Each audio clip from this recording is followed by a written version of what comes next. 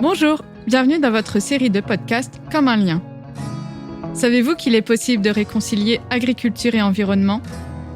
À travers toute l'Occitanie, des agriculteurs testent de nouvelles méthodes pour réduire l'impact de l'agriculture sur la nature. Souvent pointés du doigt quand on parle du climat, les agriculteurs se mobilisent pour inventer de nouvelles pratiques, explorer des méthodes naturelles et transformer le monde rural pour faire face aux défis d'aujourd'hui. Je m'appelle Karen et je travaille à la Fédération régionale des CIVAM d'Occitanie. À travers ce podcast, nous allons vous faire découvrir une nouvelle manière de faire de l'agriculture grâce à la force du collectif et de l'agroécologie. Nous irons à la rencontre d'agricultrices et d'agriculteurs qui font bouger les lignes en s'engageant pour une véritable autonomie des fermes et une agriculture plus durable. C'est très important d'abord de favoriser la biodiversité. Le cœur de mon métier, c'est la production de miel. J'ai voulu faire une saison de maraîchage pour voir un peu, mettre les mains dans la terre. Mon père, il m'a toujours dit quand une parcelle est belle, le vin est bon. Vous écoutez le podcast Comme un lien.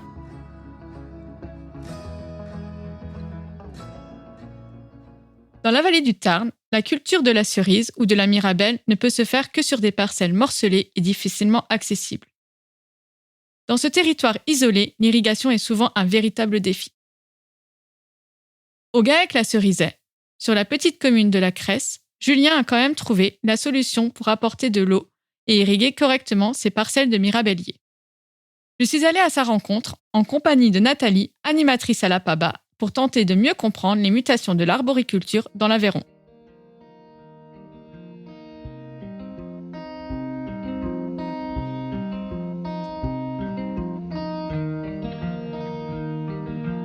Alors moi, c'est Liboël Julien. Je suis installé depuis 2009 au GAEC de la Cerizeraie, dans l'Aveyron. On fait de l'arboriculture fruitière, cerises, mirabelle, abricots, pêche. Et à côté, on a un élevage vache-viande en race Aubrac. On a à peu près 60 mères. Donc, on a une exploitation qui est un peu diversifiée. Mais à la base, moi, j'étais hors cadre familial quand je me suis installé. Avec d'autres arboriculteurs, vous travaillez en collectif pour trouver des solutions plus écologiques. Est-ce que tu peux m'expliquer les sujets sur lesquels vous travaillez ? Oui, c'est ça. On a fait un groupe défi avec Nathalie de la PABA. Donc, ce groupe défi est essentiellement cerise mirabelle.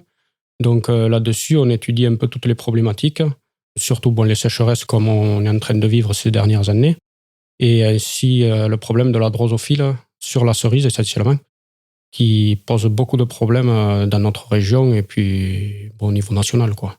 La drosophile Suzuki, elle est arrivée il y a plusieurs années maintenant. Et disons que c'est une mouche qui est très violente, qui pique les cerises et se développe plusieurs vers. Elle a un cycle très court. Donc, moyen de lutte, c'est essentiellement de la lutte chimique qu'on avait jusqu'à présent. Et aujourd'hui, on peut faire de la lutte biologique avec filet, mais qui a un investissement très élevé, qui est très efficace. Mais dans le cadre de mon exploitation, je ne l'envisage pas.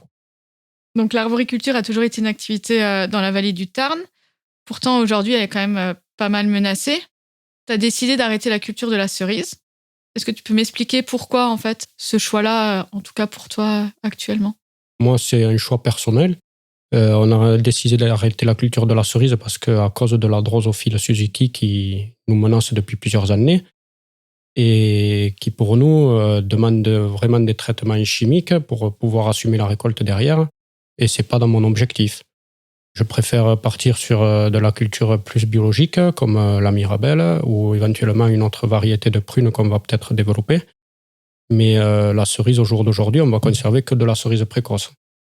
Après, la cerise dans la vallée des Gorges du Tarn, où elle a tout le temps existé, malgré qu'on est dans une situation quand même d'élevage dans notre région. Mais il y a un noyau qui, dans la vallée des Gorges du Tarn, est très concentré en arboriculture fruitière, oui. Depuis quelques années, quand même, on a des années assez sèches. Donc, il y a quand même un énorme problème au niveau hydrique des plantations. J'ai cru comprendre que le groupe travaillait justement sur la problématique d'irrigation des parcelles. Est-ce que toi, tu as trouvé des solutions que tu pourrais mettre en place sur ton exploitation ? Oui, nous, au jour d'aujourd'hui, on voit qu'on subit d'année en année les sécheresses, surtout les sécheresses estivales, essentiellement, mais même des sécheresses d'automne. Donc du coup, nous, on envisage de récupérer l'eau d'une source qu'on a à proximité, qui va être stocké dans un bassin de rétention, qui va permettre d'irriguer essentiellement un verger de mirabellier en goutte à goutte. Parce qu'on n'a pas l'opportunité d'irriguer de par un ruisseau. On n'a pas ça à proximité, donc on fait avec les moyens du bord, quoi. C'est un projet qu'on va réaliser à l'automne prochain et qui, j'espère, va permettre aux arbres d'assumer les récoltes à venir. Parce qu'en plein été, nous, les arbres souffrent vraiment de la sécheresse, le bois se désagrège et on n'a pas des pousses assez vigoureuses pour maintenir du fruit pour l'année d'après. Ce qu'on remarque, c'est qu'on n'arrive pas à avoir une production régulière tous les ans.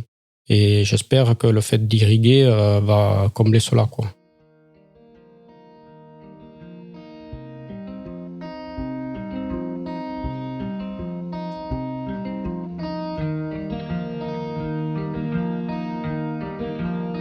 Bonjour Nathalie. Bonjour Karen. Donc, je suis Nathalie Rétière, je suis animatrice à la PABA et je m'occupe plus particulièrement des producteurs de plantes pérennes.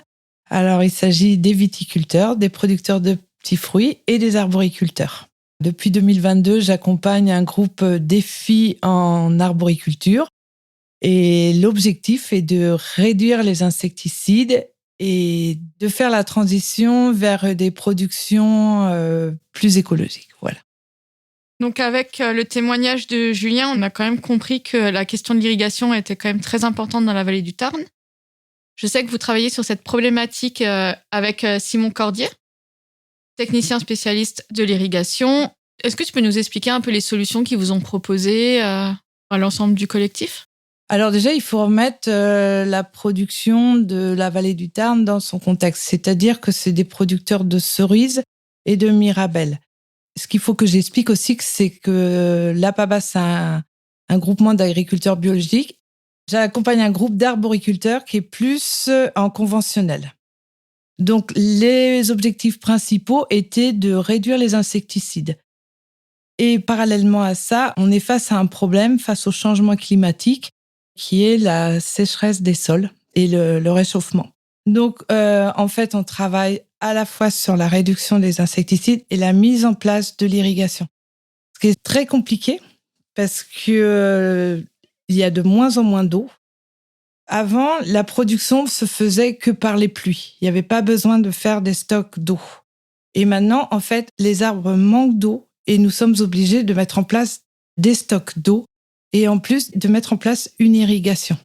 Et il faut qu'on fasse une irrigation économe parce que dans cette vallée, il y a beaucoup de sources et il y a le Tarn et les deux sont en déficit hydrique. Alors nous, on arrive à un moment où on demande d'irriguer alors que déjà, il y a un déficit. Donc, il a fallu faire une irrigation vraiment économe en eau. Alors, on travaille, c'est-à-dire qu'on ne travaille pas sur de l'aspersion, on travaille sur de la micro-aspersion et du goutte à goutte. Et l'objectif aussi, c'est de travailler avec des sondes. Et l'idée, c'est de donner à boire à l'arbre quand il en a besoin. C'est-à-dire qu'une chose qui pourrait paraître un peu étonnante, c'est qu'après une pluie, on peut arroser. C'est-à-dire que la pluie, en fait, l'eau va rentrer à 20 cm du sol et on va rajouter un arrosage en plus pour que l'eau puisse aller jusqu'à 40 cm où là, elle va nourrir toutes les racines de l'arbre. Et c'est tout le challenge sur la vallée. Alors, c'est une vallée avec une topographie très particulière parce qu'on n'est pas dans de la plaine et on est obligé de monter l'eau en haut des vergers pour la redescendre en goutte à goutte ou en micro-aspersion. Dans son témoignage, Julien nous explique qu'il va arrêter une partie de sa production de cerises, notamment à cause de l'irrigation et de la drosophile Suzuki. Pourtant, il existe des solutions. Est-ce que tu peux nous expliquer un peu comment elles fonctionnent et quelles sont-elles ? La drosophile Suzuki est vraiment un problème puisqu'elle attaque les cerises et surtout les cerises tardives. Et pour lutter contre ça, jusqu'à maintenant, ils utilisaient des insecticides assez puissants et maintenant, ils n'ont plus le droit de les utiliser. Alors, pour pallier à ça, on a mis en place et on teste deux choses. C'est-à-dire, d'un côté, mettre des filets en place. Mais les filets, ça coûte très cher. Et les vergers n'étaient pas spécialement adaptés aux filets. C'est-à-dire que, vu que les filets coûtent très cher, on densifie la production. Et jusqu'à maintenant, nous, ils étaient plus sur des vergers en gobelet, c'est-à-dire des arbres qui prenaient la place. Et maintenant, on va plus sur de la production d'arbres en axe, c'est-à-dire c'est de la densification. Et ça demande plutôt de replanter tous les vergers et de mettre des filets dessus. Mais il faut savoir que le prix du filet par hectare est de 50 000 €, quoi.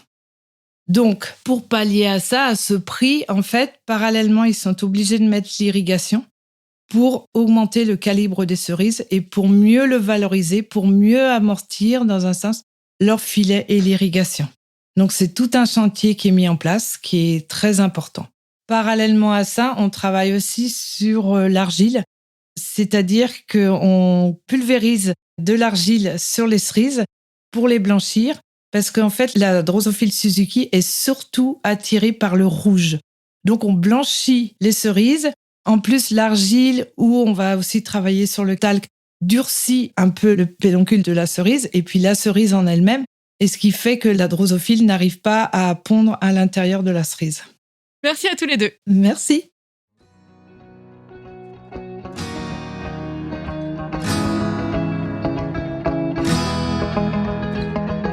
Aujourd'hui, le monde de l'arboriculture est obligé de se réinventer pour faire face au réchauffement climatique. Dans la vallée du Tarn, les expérimentations collectives ont permis de trouver des solutions efficaces pour sauvegarder cette activité et envisager un nouveau futur. Pour en savoir plus sur cette thématique, vous pouvez découvrir les actions menées par le groupe Défi Arbo de l'APABA directement sur leur site internet.